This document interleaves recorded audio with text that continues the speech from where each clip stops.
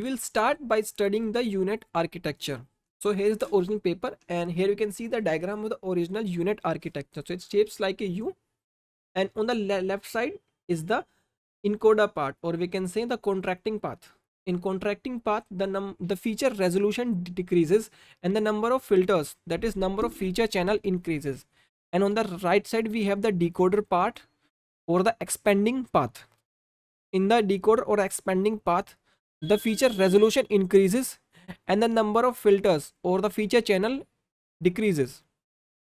So let's go to the paragraph where the architectural information is there. So you can see the network architecture is there. So this is the important part where every architectural detail is given. So let's study it. So the contracting path follows a typical architecture of a convolutional network. It consists of repeated application of two 3x3 convolution. You can see in the contracting or encoder path, it consists of repeated application of two 3x3 convolution and each followed by a ReLU. So we are going to have a 3x3 convolution, and these convolution are unpadded and followed by a ReLU activation function, and then a 2x2 max pooling operation with stride 2. Okay, so we get to know what are the parts of the encoder. Okay. So here what we're gonna do, we're gonna use two 3x3 convolution, but we are not going to use unpadded. We are going to pad them for our easiness. And after convolution we're going to add the batch normalization, because batch normalization helps you to regularize the model and increases its efficiency and helps in easy training. And next follows the rectified linear unit and then 2x2 max pooling. So this is the encoder architecture, and at each downsampling step we double the number of feature channels. So it starts with 64, then 128, then 256, like this it goes on. And now every step in the expansive path consists of an upsampling of the feature map followed by a 2x2 up convolution. So up convolution is basically the transpose convolution, which increases the feature resolution, the resolution of the feature map. It doubles and then half the number of feature channels. So if the initial input is like 128 by 128, then it passes through the up convolution and becomes like 256 by 256, and then we decrease the number of feature channels. Okay, if the number of feature channels are like 512, then we are going to decrease them to 256, and 3x3 convolution each followed by ReLU, and the same what we have in the encoder, just we are not going to use pooling here. And at the final layer, a 1x1 convolution is used to map each of the 64 component feature vector to a desired number of classes. So in our case, the number of classes is going to be 1, because we are performing a binary segmentation. So you can see this paragraph give you a overall highlight, overall architectural detail. You can use this entire architecture to code the entire network. So let's, first of all, we are going to build the UNET architecture. And for that, we are going to use the TensorFlow library. And within TensorFlow, we are going to use the Keras API. Let's say model. Okay, so first of all, we are going to import the layers from the Keras. Okay, from TensorFlow dot Keras layers. So first of all, we need a Conv 2D layer, then a batch normalization. Okay, so let me just increase the font size so that even the people who are watching this video on the mobile can clearly see the code. Next is activation. Okay. Next we're going to have a max pool. Next the Conv 2D transpose. Next we also need to concatenate the features. The skip connection. Skip connection are an important part of the UNET. They help you to just get the features from the early layers which are present in the encoder. Due to the depth of the UNET, some information can be lost. So these skip connection also help in recovering that information, and while back propagation, these skip connection help in better flow of gradients, because now the gradient do not have to pass through each layer, they just directly go to the each encoder block. So that's how this skip connection helps. Next is concatenate. The last is the input. Okay, so I've imported all the layer. Next we're going to import the model class. TensorFlow dot Keras dot models import model. Now first of all we are going to build a simple convolution block which consists of two 3x3 convolution, and each convolution is followed by a batch normalization and a ReLU. Let's start with it. Conv block. First is going to be the inputs, that is the input feature map or the input image. Then number of filters. Let's say x is equals to conv 2D num filters and a kernel of 3x3 kernel, and padding is going to be same, and this input is the inputs. Next is going to be batch normalization. Okay, done. Input is then activation, the ReLU activation, it's also done. And now we have to repeat the same thing again, just that the input for the second convolution layer is going to be the output of the previous activation function, and from here we are going to return the x, the output of this convolution block. So now we have this basic convolution block ready which have two 3x3 convolution. Okay, now we're going to start working on the encoder part, the encoder block. So it's going to take an inputs, okay, encoder block, and number of filters. So in each encoder is followed by a con block and a max pool 2D, a two-dimensional max pooling. It's like x is equals to con block, and giving it the inputs, the num filters. Next is the pooling, max pool 2D. So a 2x2 pooling. Okay, and input is going to be the x, the output of the conv block. Now we are going to return two things from here, that is x, the output of the con block, and the p pooling. So here x act as the skip connection which we are going to use in the decoder, and p is the output of the encoder block. You can also see from the diagram, the UNET diagram. Let's go to it. Here you can see these are the two 3x3 convolution, and the output of the second convolution act as the skip connection, and this arrow indicates the max pooling. So we are following the same structure. So encoder is complete. Now we can go to the decoder part, decoder block. Okay, it's going to take first the inputs, then skip connection feature maps, skip features. This skip feature are from the encoder block, that is this x. Then number of filters. Okay, let's start. It's going to start with a transpose convolution, so conv 2D transpose. Okay, number of filters. After that, a 2x2. The kernel size for the transpose convolution is going to be 2x2. It's already mentioned in paper, and I'm going to point out to that.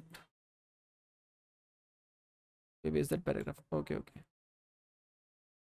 So you can see every step in the expensive path consists of an upsampling of the feature map followed by a 2x2 convolution, that is up convolution mentioned in the bracket. So we are going to use a 2x2 kernel, a 2x2 kernel, and stride is going to be 2 because we want to double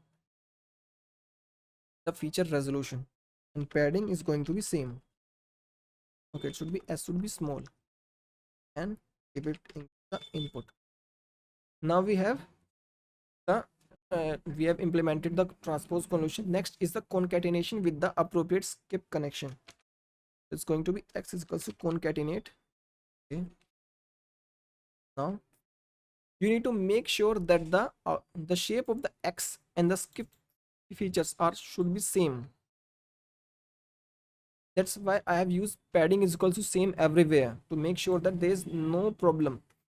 And if you just make sure, if you make padding is equal to valid, then there's some 2 or 3 differences between the output of the transpose convolution and the skip connection from the encoder. So make sure you use padding association. It doesn't make that much difference, but it will reduce a lot of error in your code. But can also try by padding is equals to valid also.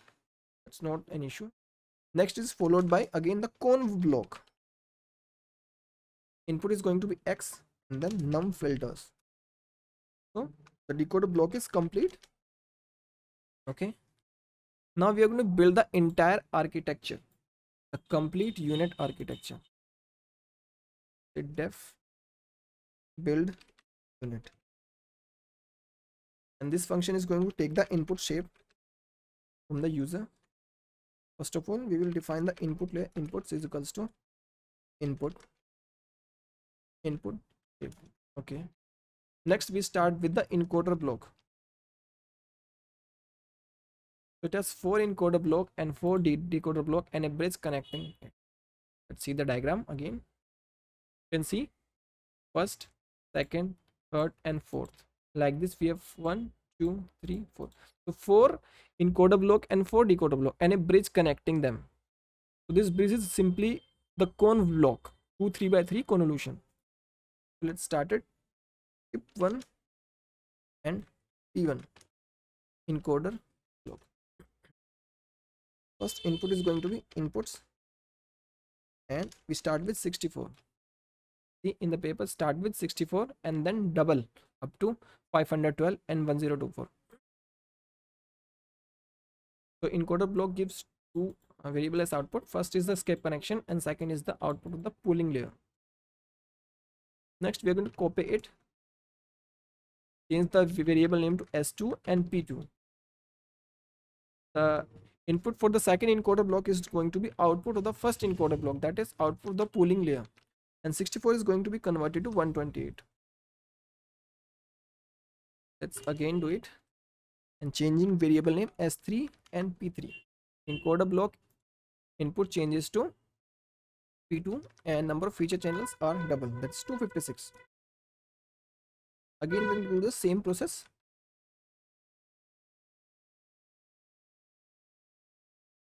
Next 512 number of feature. You can see by building these blocks, these encoder block, decoder block, it is easy for us to write the code and it will easy for us to debug it.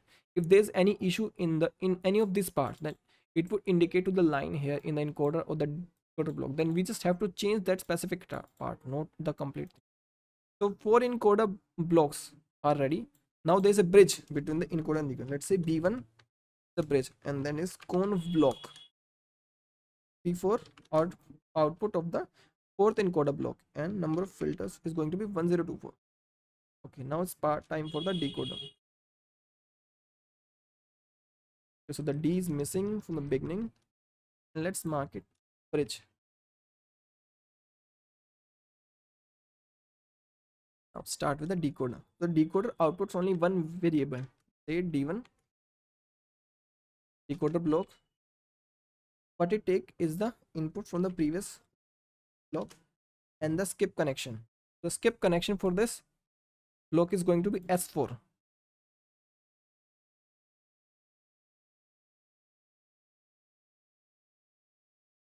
And the number of filters is going to be 512.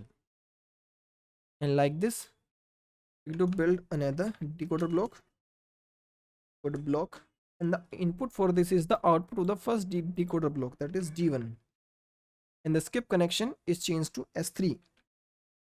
Okay, because here we start doubling the feature resolution. Okay, that's why. If here it is, let's give one example. If here it is, let's say the input is like 512, so here it is reduced to 256, and here it is reduced to 128, here it is reduced 64, here 32. Okay, now here it will remain the same because no pooling operation is there. So here the input resolution is 32. So now we need escape connection from the layer of which have 32. So these are the sizes of the escape connection, not the pooling. These S1, S2, S3, S4. So B1 has a size of 32. It passes through the transpose convolution. It will increases its resolution, and it became from 32 to 64. Okay. Okay, I'm sorry, I just said there's one mistake. These sizes are not of skip connection. These are of the pooling layers. Oh, my mistake. So you can assume if size of the P4 is 32, then size of S4 is going to be 64. So that's how we're going to concatenate it with 64. That's why we said S4 here and S3 here. So let's continue with the decoder block, and it's 256. Now D3 is going to be decoder block. Output is D2, S2 and 128.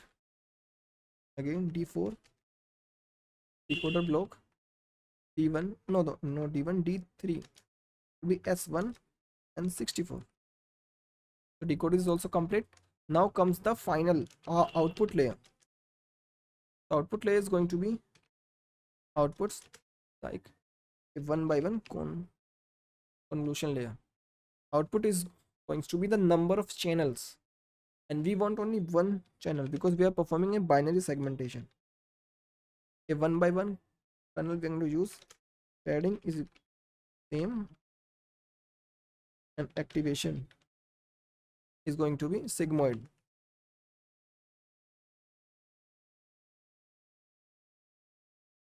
And input for this layer is going to be D4, the output of the fourth decoder block. So all the layers are complete. Let's build the model now.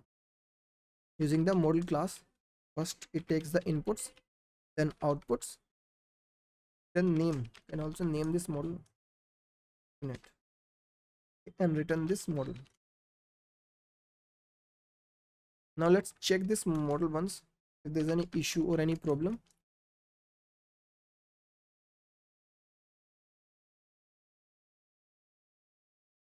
Let's say the input shape first. Let's see, 512 by 512 by model is going to be build UNET. Input shape going to, let's print the summary of the model. Okay, so it will give the entire. Now is in it also Python 3 model. Okay, this error, so invalid syntax, and I know there's no comma here. There need to be a comma here in this. So these are some common mistake which every programmer does. You can see the summary of the architecture. The UNET architecture is there. So we've built this UNET architecture completely without any issue. So from here you can see everything. The input resolution is 512 by 512 by 3, and the output resolution is the same, just the change in the number of channels, that is 512 by 512 by 1. So that is about the UNET architecture.